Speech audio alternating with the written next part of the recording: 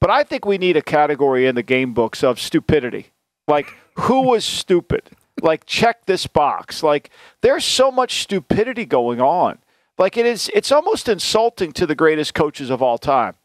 And that leads us into our first game today, the Bengals Ravens. I don't know about you, but, I'm watching this, and Zac Taylor, he doesn't disappoint me. He really doesn't. I got to be honest. He's remarkable week in and week out, And I think when I watch him, I never get the sense he's ever watching the game. Like, he's just calling plays.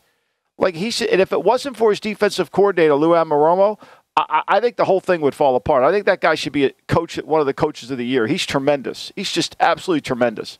He does an incredible job. But what made me think this, Femi, was I'm watching it, and I can remember a quote that I loved by this guy, Jeff Yass, who owns Susquehanna Investments. Now, if nobody knows who this guy is he was a kid from Queens, New York, grew up in the Bronx, went to Queens. He went to Binghamton College. Then he decided he wanted to get into the world of gambling, play poker, and horse racing. And so he moved to Vegas and just using with a couple of his buddies. It's a little bit like the show Rounders, right? Yeah. And so what he did was he went out there and he started doing his things. He took a beating a little bit, but then he took that instinct and that feel for gambling into an investment banking business, right? And so he has a great line. He said, the biggest risk is that you have a losing strategy when you think you have a winning one. Being realistically optimistic guards against making this mistake. Okay, so he believes that you have to look at it from a negative standpoint. The other thing he believes is when you look at it, I'm not a risk taker. I'm not we consider that gambling. The difference, Yacht says, is a gambler is someone who enjoys risk. We don't enjoy risk. We ideally like to take zero risk in our portfolio. So I'm going to ask you, the NFL games are much like, they're all a bunch of decisions that are basically, you're looking at a portfolio and you're managing against the other guy. At what point do you realize you're taking way too many risks with no reward? Like Zac Taylor, you got the ball down there. What are you doing? It's a 3-point game. They have the best field goal kicker in the world, right? Like, you should be collecting points until you can't collect points any longer. And the point that Michael's talking about is the 4th and goal decision late in the third quarter, 2:48. At that point, the Bengals were trailing by 3. Zac Taylor electing to go for it. But I thought that whole end goal situation was just terrible with the play calling.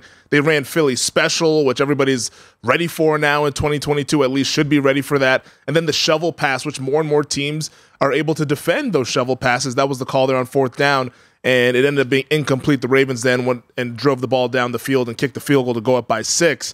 But Taylor passed up on the points there, and funny enough, the ensuing possession with Harbaugh in that drive with the Ravens, they had 4th and inches there at virtually the same spot. Harbaugh elects to kick the field goal, and a lot of folks were saying, whoa, what the hell's going on with Harbaugh? Why did he kick the field goal there?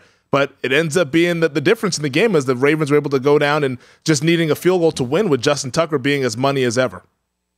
I'm glad you brought that up because I thought when I watched that, I thought of that's what got me on Yas is because Yas has this great line about, I've quoted him today, but he has this great line about all sports betting and all playing poker, all option tradings are making sure you're betting against someone you're smarter than. If you're not asking yourself, am I the sucker or am I the bait, you get arrogant and you get crushed. Like, I think Harbaugh had self-reflection. I think he finally figured out, you know what, I've been the sucker. I should just take points because I'm smarter than the guy across from me. Like, it's a chess match. Like, why wouldn't I take the points? Like, his offense can't make any explosive plays. They had one play of 31 yards in the game, and that was it. I mean, they made no explosive plays. Neither team could make an explosive plays. It was a field goal game all the way. Now, you could say to me, Lombardi, look, if he kicks a field goal there, he ties the game at 13-13. Okay, he does. They got Tucker. Tucker's the greatest kicker in the world, right? Okay, he could make it come back and beat you. No doubt, no doubt. I get that. But at some point, when you don't tie the game up, do you really think you're going to get the ball back? Do you?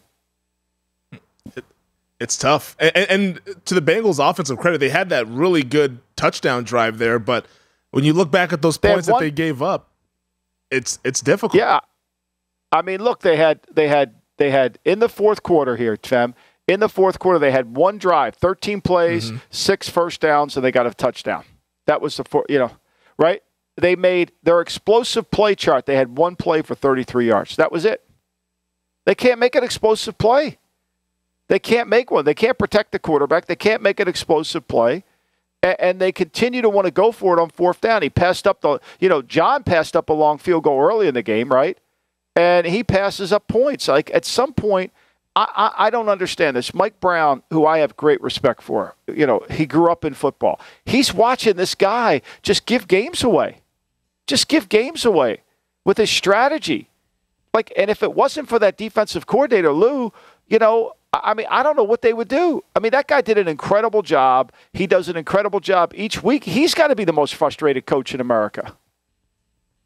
Lou Anarumo is one of the reasons why they made the Super Bowl last year, what they were able to do defensively, especially in those second halves of all those playoff games.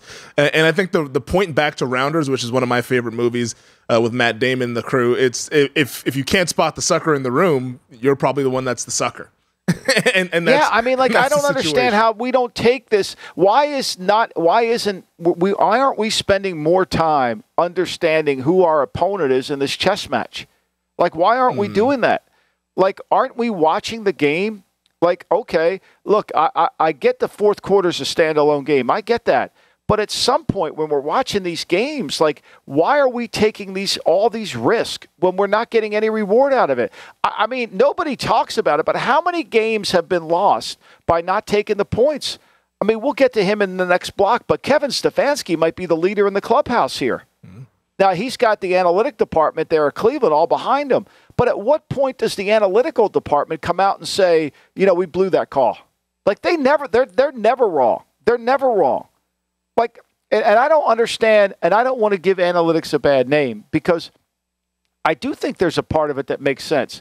But what about blending and finally looking at the game and figuring that out and doing what Yas says, is basically figure out who the sucker is in the room? Like, why don't they do that? I think blending is the best way to go about it, and using those numbers to then help you make those decisions, because not every situation is apples to apples. You go against different types of teams. You want to coach in different types of ways, and you've got to try to win that game. It's not a whole wide, broad, large data sample. I think you got to look at these things individual in a vacuum when you go about it. But I think that's kind of where the best coaches use the analytics. When you just go strictly with the analytics, or you go strictly with your gut, I think that's when you come into some problems. Thanks for watching the GM Shuffle with Michael Lombardi. And for more videos like this, make sure to subscribe to VSiN Live and the GM Shuffle podcast with Michael Lombardi, presented by DraftKings and VSiN, wherever you get your podcasts.